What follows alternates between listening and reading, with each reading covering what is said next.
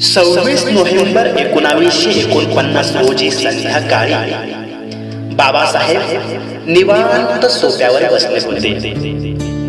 क्षणात हसत होते तर क्षणात रडतही होते. शंकर आनंद शास्त्री सोबत होते. त्यांना समजेना नेमकं झालंय काय. त्यांनी विचारण्यास धाडसही केलं. तेव्हा बाबासाहेब म्हणाले, शास्त्री, मी आज आनंदात आहे कारण आज मी माझं ध्येय गाठलंय.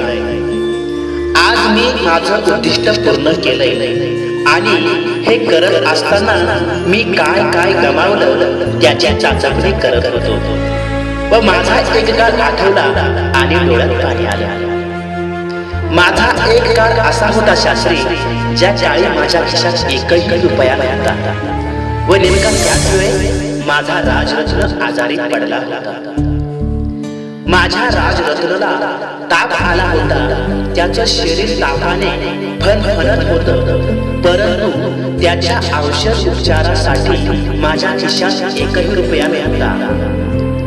माझं राजरत्नावर खूप प्रेम होतं शास्त्री.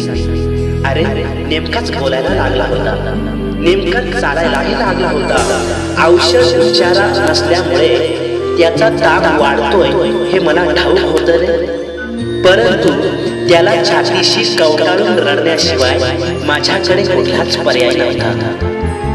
शास्त्री, माझा राजरत्न माझ्या छातीशी कधी गतप्राण झाला हे मला सुद्धा कळलं नाही रे. सगळे लोक जमले होते, सगळे शेजारी आले होते. एक जण माझ्याकडे आला आणि म्हणाला, बाबासाहेब, राजरत्नाचा आता अंत्यविधी करावा लागेल. त्यासाठी त्याला नवे कपडे घ्यावे लागतील. नवे कपडे म्हटल्याबरोबर माझ्या काळजामध्ये चर्र झालं, कारण औषध उपचारासाठी माझ्याजवळ एकही रुपया नाही, तर त्याला नवे कपडे घेण्यासाठी माझ्याकडे किती पैसे येतील.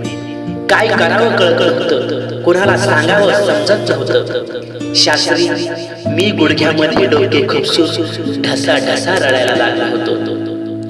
पण माझ्याकडे पैसे नाही हे माझ्या रामूला मात्र चांगलं ठाऊक होतं. माझी रामू जवळ आली.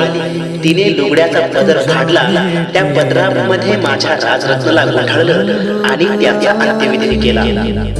परंतु आज मला असं वाटत आहे की माझ्या त्या राजरत्नाच्या बलिदानाचं आज सार्थक झालं, कारण आज मला असं वाटतंय की माझा एक राजरत्न गेला तर काय झालं, याच्यानंतर येणारे माझे कोट्याने कोटी राजरत्न उद्या डाय कोटात आणि सूट बुटात येणार आहेत व याच्यानंतर येणारा माझा एकही राजरत्न हा बिन औषधाचा मरणार नाही व एकही राजरत्न हा बिन कपड्याचा चितेवर जळणार नाही, याचं मी सुख अनुभवतोय.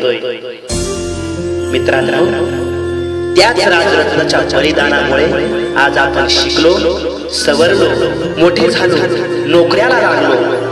परंतु त्या बाबासाहेबांसाठी आपण काय केलं हे प्रत्येकाने आपापल्या काळजाला विचारण्याचा प्रश्न आहे. असो, शेवटी एकच म्हणेल, बाबा भंगली एकदा संपली हो कथा, बाबा भंगली एकदा संपली हो कथा, कुणी नाही इथे कुणाचा राहिला.